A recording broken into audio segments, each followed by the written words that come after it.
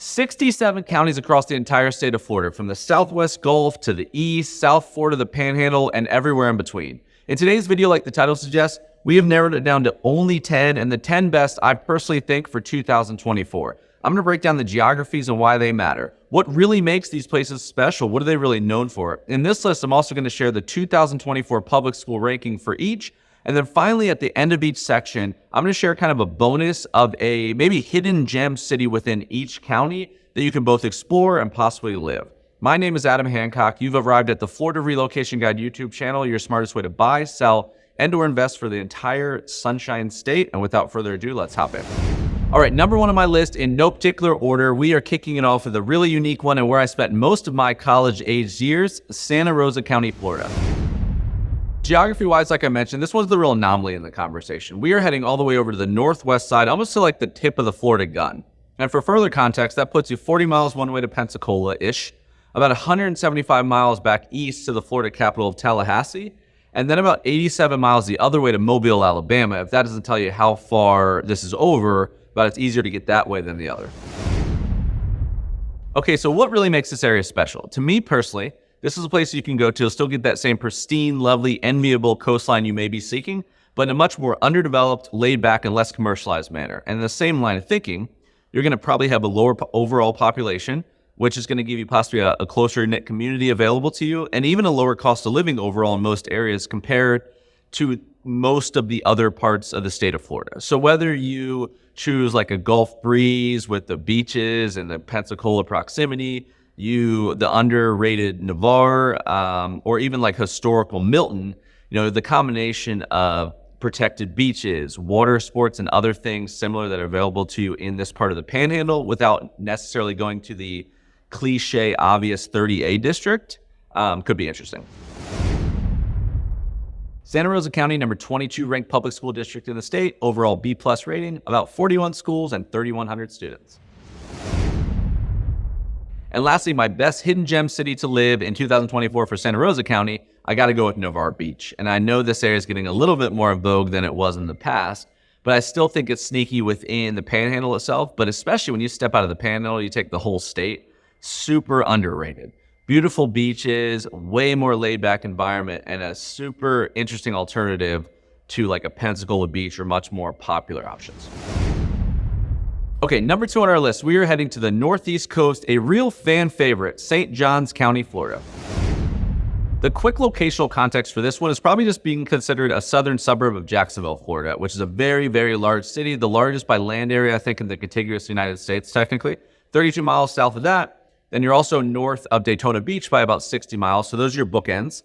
You go east, you're in the water, and then for your final border, if you go west, you're about an hour and a half one way to Gainesville, Florida, which is the home of the University of Florida Gators.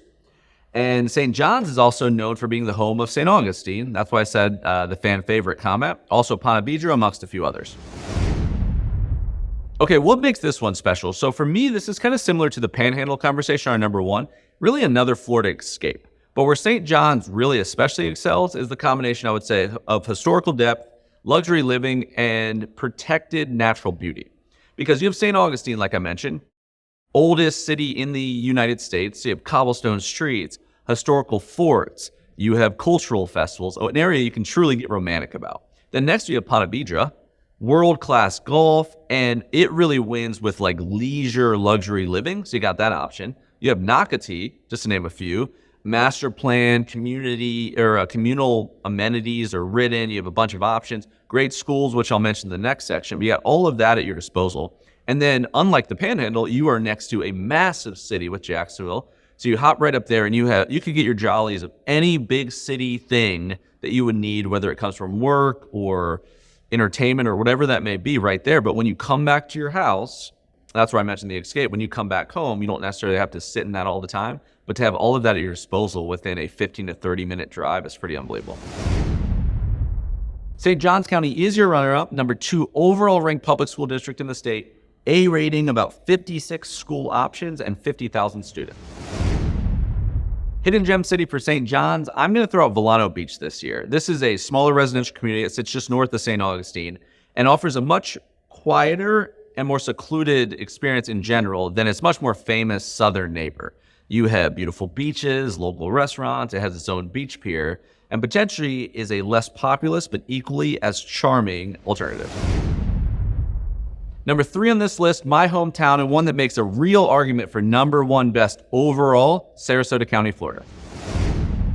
Geography-wise, this one puts you pretty much in the dead center of the Southwest Gulf Coast. So you're about 1 hour below Tampa Bay, you're about an hour to an hour and a half north of Fort Myers, Florida, about 2 hours north of Naples, and the Everglades area. You go to the other coast, about 3.5 one way to West Palm Beach, about 4 to 4.5 above to that St. Johns County, Jacksonville area, about 3.5 to 4 the other way to the Miami, Florida area. So really central overall. This one is also the home of the famous Siesta Key Beach, half of Longboat Key Beach, St. Armand Circle, Lido Key, the Sarasota city limits, obviously. And then you also have some other cities south, Osprey, Nokomis, Northport, and Englewood. Okay, so what really makes Sarasota special? When it comes to Florida, you have many options that you can get close to water, you can get near unbelievable beaches, entertainment, culture, that whole thing, right? A lot of ways to satiate Florida needs. You're entertaining the state, right? So you're seeking historical value when it comes to Florida, most likely. Sarasota County, because of that being said, I think is more valuable in the juxtaposition of the alternatives.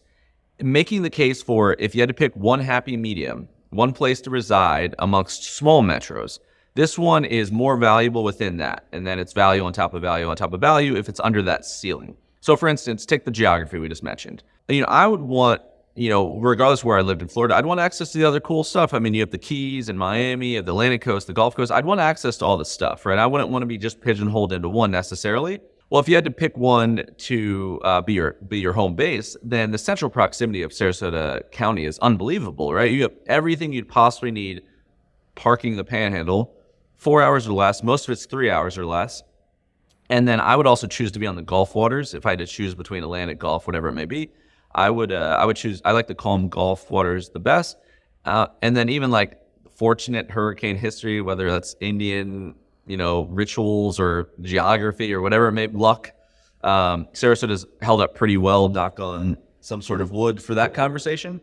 So I like that. And then speaking of the Gulf waters, world-class beaches, not just United States bordered, world. Siesta Key, 7 mile long Barrier Island, 3 beaches on it, unbelievable. Venice Beach, Anna Maria Island, you have Lido, Longboat Key, cultural coast of the state of Florida. So technically it has the highest density of art galleries, theaters, you have the whole John Railing history, museums, all that kind of stuff, and everything else related to that category in a small geography. And then new construction, super uncommon to have this amount of new construction master plan suburbs that flank such a small area. Like that's a lot of the knocks on like the beach towns is like if you really want like a new construction kind of housing, it's all urban infill and you can't get like a normal neighborhood as much, which for good or bad or whatever. But Sarasota has a crazy amount in the state's total realm. You have Lakewood Ranch is the #1 multi-generational master plan community that exists. 40 plus neighborhoods. There's like 3 downtowns within it. You have Welland Park, which is one of the fastest growing that exists, a bunch in between. Unbelievable schools, which I'll mention next, but just, you can keep going, right? To have all of that and then still be able to drive to the others, that's the order I would take it. So that's where I think this one stands out. Sarasota County takes the throne for the #1 overall public school district in the entire state for the first time I've ever seen. A rating, about 62 schools to choose from and 45,000 students.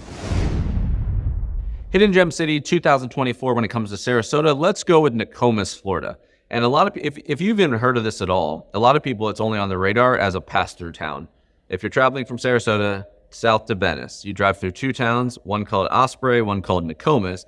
But other than that, a lot of people have no relevance to it at all. But it has a very sneaky, underrated location. One, it's very coastal. So you're right on the Gulf, just like the others. And you have Nokomis Beach with its own little boardwalk and stuff like that. But because Siesta Key is above it and Venice Beach is below it, a lot of people are going to naturally shoot to those 2 locations. And this one sneaks in between. So you're just going to have a lot more environment to play with yourself without all those people all the time. That's a nice perk. And secondly, the thing I really like about it is it's located up north of Venice Island. So what that gives you basically is a little balance of everything that's cool about Sarasota. Because you're north of the island, so you can easily access not just your own beach, but you can shoot down and use Venice Beach. Casperson Beach is a huge Shark's Tooth area. Broward Beach is the only dog beach in the county. It's really close by.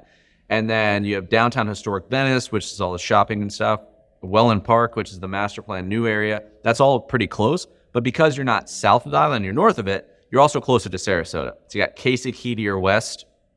You have Siesta Key to your north. So you can experience all of that. Lakewood Ranch also isn't incredibly far away. And a lot of the new construction, in my opinion, is going to hit this area. You already got a little bit. You have like Talon Preserve and some new neighborhoods. But because of this interesting location, it mirrors another area called Palmer Ranch, which is right above it, South Sarasota, where east to west, it looks very, very similar on a map. You have inland, you have coastal, and you have all of that kind of thing. So this is just an in-between area that no one's really done much with, but it's coming soon. So pretty soon here, you'll have maybe one of the most interesting locations, and you'll no longer lack the residential new construction that is the Gap right now. On to number 4, about the southernmost tip of the Southwest Gulf conversation, Collier County, Florida. And location-wise, like I just kind of hinted at, there's really nothing significant going south of this area. So you fall off into the water, or you go inland, you go north, you go to the other coast. The county above Collier is Lee, so that's the home of Fort Myers. And then I had mentioned in the last section, this area is going to be about 2 hours south of Sarasota, and then Tampa Bay is above that. But one of the biggest benefits of geography here, in my opinion, of like Sarasota County versus Collier, both on the Gulf Coast, both similar vibes, is if you want a little closer proximity to going to the other side. Because you get so far south here that you're borderline parallel with Miami. So you could reasonably, depending on who's driving, be in Miami, Fort Lauderdale, or Boca Raton in 2 hours or less. So if that's attractive to you versus some of the other options, this could be a key to that conversation. Within Collier, what's matters would be one, right off the bat, Naples. So this is a part of Naples, Florida, Marco Island, which is that part right above the Everglades, really interesting area. The biggest city within Collier County would be considered Bonita Springs to the north. Estero is right in there in that conversation, right in the Florida Gulf Coast University area. And that would kind of round out the significant areas within multiple cities that involve this county. Okay, so what really makes Collier County special? Similar to geography as the video progresses here, I'm really going to start to try to separate these from each other. I'm looking for differentiators. And one for this particular part of the state is definitely the combination of sophistication and luxury. The set of neighborhoods that exist in front of downtown Naples on the Gulf of Mexico, Port Royal, Aquilane Shores, the moorings, that area, 1% type of living. Unbelievable. Homes, deep water canals, straight open water. That's the kind of living you're going to see in the same way in even Sarasota as a neighbor, or northern Tampa, or a lot of the other parts. So it's really interesting. Right behind it then, you have some of the highest end shopping that exists in the entire state as well, with downtown Naples along 3rd and 5th, but also in like a quaint, unique way. It's like a laid back, romanticized French New Orleans feel there. Like that's the way I would describe it. A lot of filler words, the way of it describing it. But then all of that on top of that, what I really like is this isn't jammed into like a Brickell in Miami or a Manhattan style condominium environment. That's not what this is. These are neighborhoods, a lower populated nature centric area. So with the Everglades right there, Marco Island below you, you had the bird watching, shelling, kayaking. It is in a very exclusive feeling community overall. So I think that whole layer of combination is what makes it special. Collier County has a really nice showing as well, with the 5th ranked public school district in the entire state. A rating, 73 schools to pick from, and about 48,000 students. Hidden gem city for Collier County is potentially a community that you may not have heard of until now, called Goodland. So this is a small area located on the southeast corner of Marco Island, which is in Collier, but is the largest of the 10,000 islands. And it is just chock full of old Florida charm. Really interesting spot. You have amazing waterfront dining and seafood. You are home to the Mullet Festival, great fishing. And one of the best things about it is it maintains like a quirky, artistic island kind of environment. So definitely worth your while to check out. We've hit the halfway point. We are heading back to the east and Space Coast, Brevard County, Florida.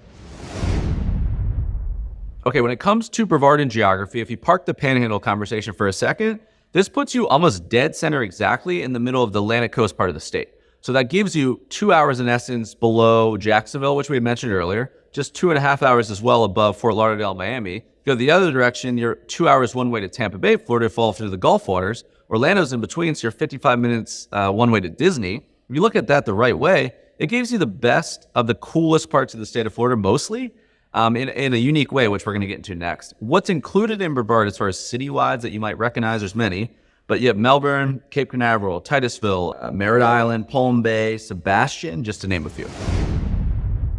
Okay, what stands out about Brevard County, Florida? I would say three-headed monster of value: unique technology innovation, natural beauty, and probably recreational options. So this area is the Space Coast, known as the Space Coast of Florida. So you have Kennedy Space Center there, you have Cape Canaveral as well. So beyond just maybe even space exploration enthusiasts, this kind of activity is going to attract technology talent. It's going to attract engineering amongst some other industries. So interesting for an area that is sneakily shoved in between a more desolate way of two much larger, more populous metros to the south and to the north. So for economic stability overall, interesting. Second thing I like, and I'm not sure you're aware of this, but Brevard is home to about 72 miles of stretch of open, accessible Atlantic frontage. So because of that, and that's more than any other county in the entire state of Florida of open stretch. So because of that, whether you like going to the beach, because you're on this particular geography, surf's a thing, where surf's not a thing in my hometown of Sarasota. So if you like to surf, if you just love natural beauty, wildlife, all that kind of thing, then this is a fantastic and laid-back way to do it. So I like both of those. Brevard County comes in at number 25 on the list out of 67 total public school districts, just out of the top third. B+ rating, 111 schools, and almost 75,000 students. Hidden Gem City, Brevard County, Florida, 2024. I'm going to go with Melbourne Beach. This is still similar to like the Panhandle and Navarre conversation, still sneaky as far as the whole state is concerned. And it's lovely. It's quiet, it's calm, old Florida charm through and through, beautiful beaches, a lot less populous than your neighbor Cocoa Beach. And you're gonna have direct access to the Atlantic Ocean, direct access to the Indian River Lagoon, pride themselves on conservation, amongst many other things. Number 6, Hillsborough County, Florida. Okay, Hillsborough County and location. So this is Tampa. This is what people are thinking of when they're thinking of Tampa, Florida.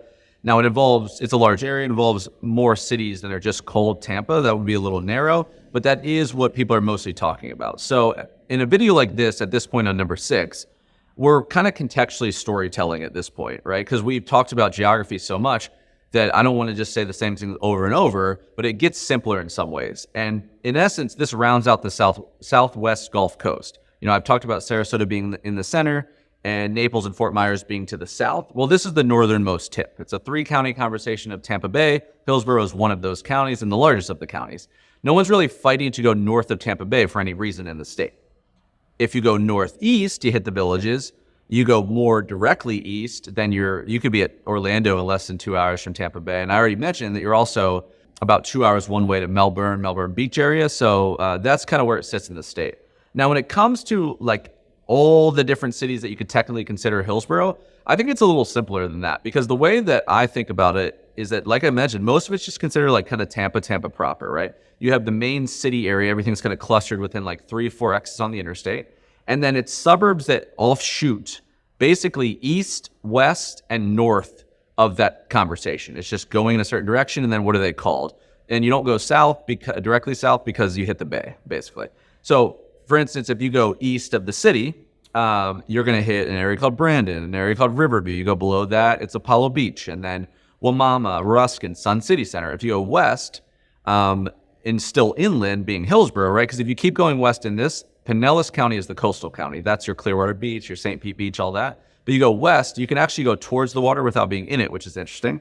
You have West Chase, you have this it's suburbs and cities, but it's just really just directions. Carrollwood, Northdale, you have all these areas, Citrus Park or whatever.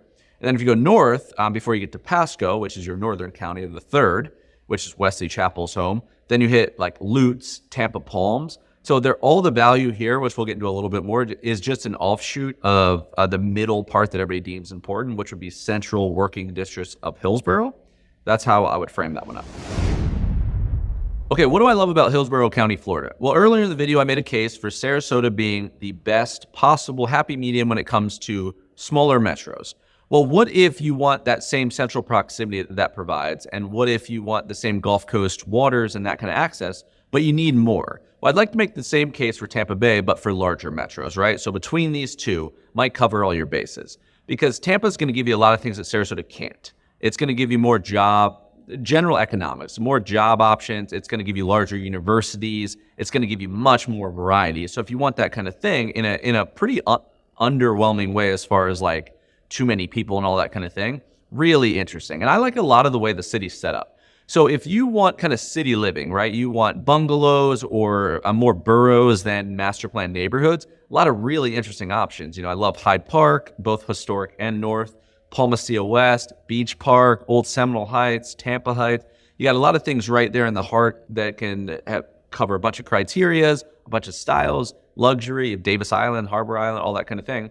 Well, then you can also just flank the city and you can go east, west, southeast, and north and have abundant suburbs and all offering a little bit different options based on what you really need. If you go to the east, one of the most convenient ways to access town, but you can get suburban family housing. It's more mature, but save hundreds of thousands of dollars by being 10 miles away with Brandon, Riverview, Progress Village. Southeast would be a cheaper version of that. Apollo Beach, Wamama, Ruskin, Sun City Center. Well, you go west, that's interesting because you could go west in Hillsborough. I don't think I mentioned that so far in the video, and not be all the way to the beaches yet, but be in between and still get suburban housing. So if you go to like West Chase, Citrus Park, Carrollwood, Northdale, that area, then in the right area, you could get 20 minutes to both downtown Tampa one way, Clearwater Beach, world-renowned beach the other way, and still have suburban housing.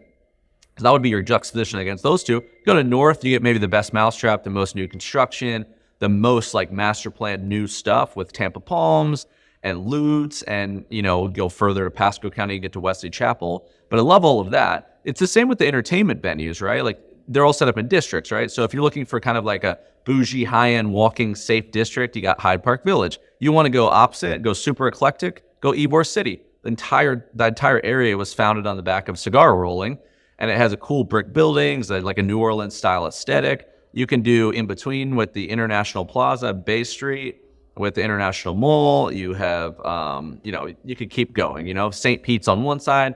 You have the great sports town. Tampa Bay Bucks are right there. You have the Lightning, a lot of success in the last few years. Tampa Bay Rays are in the St. Petersburg side. You have the Rowdies over there as well. Every music, comedy thing that comes between Channel side with Amalie Arena or the amphitheater, really everything you need. Art with the Strata Center. You have everything you need, and then you could shoot down to Sarasota in 1 hour or over to Orlando in 2. So that's what I like about this one. Hillsborough County was ranked number 23 out of 67 for public school districts for 2024. B+ rating, 309 schools and almost 224,000 students. Okay, underrated city, Hillsborough County, Lutz, Florida, L-U-T-Z. So this one heads north of the main city area towards the suburbs like a lot of them do. But I think it strikes a nice little balance because you go this direction a lot of times to get some sort of suburban spread out, a little bit more space, stuff that's just very difficult to get right around downtown, South Tampa, that kind of area. But if you get all the way into like the Wesley Chapel, Land O'Lakes, Sever Hills area, that 25 miles one way can be pretty hairy going to all the working districts, Rocky Point, South Tampa, downtown, etc. Well, Lutz goes about 14 and a half miles. So it's still close enough to this stuff, but not right in it. So you get the benefits of more space. There's tons of lakes. There's a little brewery, close-knit community, and that kind of thing. But gets in an area that you could both shoot southwest to the coast and southeast to the city amenities. Number 7, an area that encompasses a very large part of the famous Walt Disney World Resort, Orange County, Florida. Location for our number 7 is Central Florida, and I really thoroughly bordered this one out, I think, with the previous items on the list so far. But Orange County is an area of about 1.5 million in population that includes Orlando, Florida, which is your top dog. You could say 25% of the total population is Orlando. But beyond that, all those other cities, there's actually many that have a significant percentage basis into that population. So not tiny areas. Winter Park, Winter Garden, you have Alafaya, Altamont Springs, Dr. Phillips is a popular one, Lake Buena Vista. This includes the portion of Disney that covers Orlando, not Osceola, just to name a few. Okay, so what is special about Orange County, Florida? Well, the low-hanging fruit would obviously be the theme park conversation. Theme park capital of the world here with Walt Disney and Universal and SeaWorld. And so if you're into that in any capacity, whether that's due mostly to work or to play, then hard to beat there. And then what's one of the most interesting things to me is if you take the ripple of all the things that come with the hysteria of a theme park environment like that and all that development, and then you add the network of universities and colleges, which includes the University of Central Florida, which is technically one of the largest universities by enrollment in the United States, then you're primed for a pretty unique job market, like a dynamic job market, especially when it comes to tech, healthcare, and education, I'd say. So could give you a nice option in lieu of needing to go down to Miami with the higher cost of living and a much more central location than maybe a Jacksonville, but a similar kind of large hub environment. And then lastly, what I'd mention too is to think that this is all Disney. It's all like Kissimmee, all Disney, all of that. It's not necessarily the case. It's such a big area that you have areas like Winter Park, for example, which very suburban, kind of charming environment. And there's many other little suburb offshoots that you and your family can reside that aren't necessarily in the thick of what everyone would picture in their head as proper Orlando. So I like those three things. Orange County, Florida came in at number 17 overall in the public school rankings, right outside of that top 25% quartile. A- overall rating, 276 total schools, and just about 207,000 students. City I like for Orange County in 2024, Winter Garden. You have a charming blend of history and all the modern elements that you would come to expect. You have a nice downtown, brick-lined streets, local shops, restaurants, etc. Really strong community vibe. And then I think above all else, if you're going to live by a large hub like in Orlando, if like you're going to be close to all the minutia there, then you might as well strike the balance if you can, convenience mixed with suburbia in my mind. And that's what this does really, really well. So you can benefit from not being right in the thick of the city, but close by you can have all the things you would possibly want when it comes to the state of Florida. Kicking off the last three on this list, number 8, what many would consider the true epitome of what's considered Florida paradise, Monroe County, Florida. Okay, this one would be our geography peacock of sorts, for lack of better words, because if you weren't super familiar with Monroe, this is technically the home of the Florida Keys, including Key West, which is the southernmost point in the continental United States. So you have Key West to the south, Key Largo to the north. In between, you have Marathon, Big Pine, Isla Mirada, just to name a few. And then the rest of the location is pretty simple because the gateway to the Keys is Miami. So your closest significant city in South Florida, close part of Monroe to the close part of Miami is about 60 miles one way. And then everything else is up and over. What do I like about Monroe County, Florida? It is a pretty simple one. This is about completely going on island time, whether that is for the rest of your foreseeable future or just a few years to try it out. It's going to be like no other. Super laid back, a lot closer knit community in all aspects because of the lower population and the intentionality of like-minded people. You're going to have an area that's really committed to sustainability and natural ecosystem. And if you want snorkeling and fishing and diving to be a part of and the beach to be a part of not 2 vacations a year, but every single day life, then this could be the winner.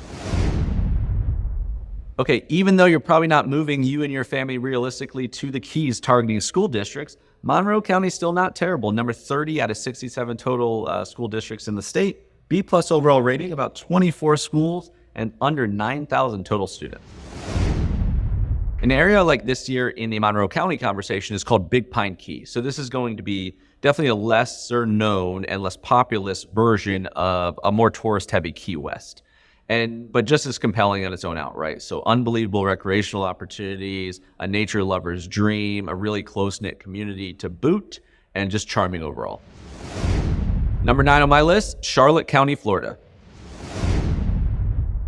Okay, when it comes to location for number 9, I would say this is by far the most fringe player on this year's list, because Charlotte County, in essence, is a alternative offshoot option of 2 much more popular areas that are very close by it.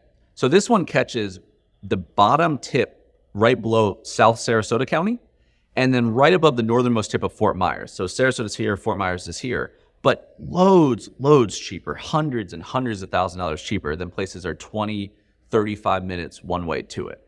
So some of the major landmark cities to kind of keep in mind for the conversation, Punta Gorda is the big guy. You have Port Charlotte's in there. Englewood actually is partly in Sarasota County. Part of it hits Charlotte. Same with Rotunda West, Placida. And I would say net migration wise, not just in the state of Florida, but really just between all the areas that people would come down between Florida, Texas, North Carolina, and Georgia. This is in there with one of the most in vogue conversations that people are curious about at the moment and putting their money where their mouth is. And the more popular Naples gets, and pins into the bottom of Sarasota, both of these it's going to squeeze this area into more popularity innately. What is so special about Charlotte County, Florida? I think the major appeal for me is threefold. Number one of those three is someone that's seeking a much more laid-back, relaxed pace of life and environment overall. This would be a good thing to satiate that need in the Sunshine State. Number two is perspective affordability. And the reason I say perspective is it's not affordability in the world as a whole, even the state as a whole, really. It's just in relation to the option A's in the mind of the people, the metros that are close by this one. This has a lot more value in juxtaposition to that idea.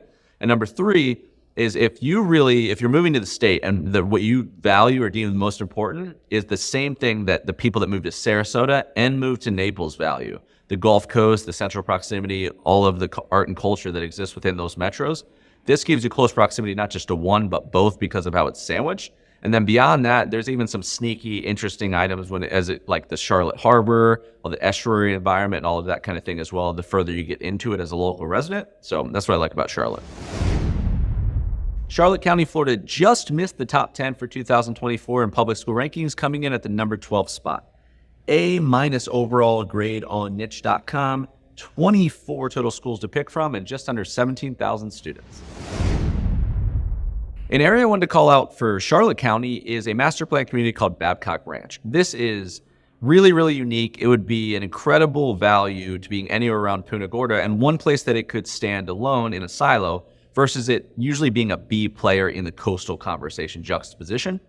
And it crosses its southern Charlotte County, a little bit into northern Lee County as well. So it's sandwiched in between those two. But it's got a lot of really interesting elements. One is it is technically America's first solar powered town. It has like an 870 acre solar farm there. And then it's master planned out. You know, like if you're familiar with Lakewood Ranch at all, it's got kind of that vibe going on. So it's a bunch of different communities mixed together that cover pretty much everyone's criteria, different price points, high-end custom stuff, large lakes, entry-level stuff, villas, single-family homes, townhomes. It has multiple downtown town centers built into it. It's basically everything but the beach. It has STEM schools built into it. It's really progressive as far as STEM gyms. It has autonomous golf carts that like drive you around. It has co-working built in, and they're just getting started. So Babcock Ranch would be something we've been doing a lot. They're assisting clients both in investment and not. So that's something definitely to check out.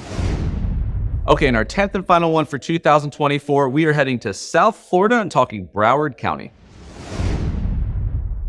And locationally, this is going to be your northern neighbor of Miami, Florida by about 30 miles or so. Several large cities that make up a really significant portion of the 2 million plus population at any given time.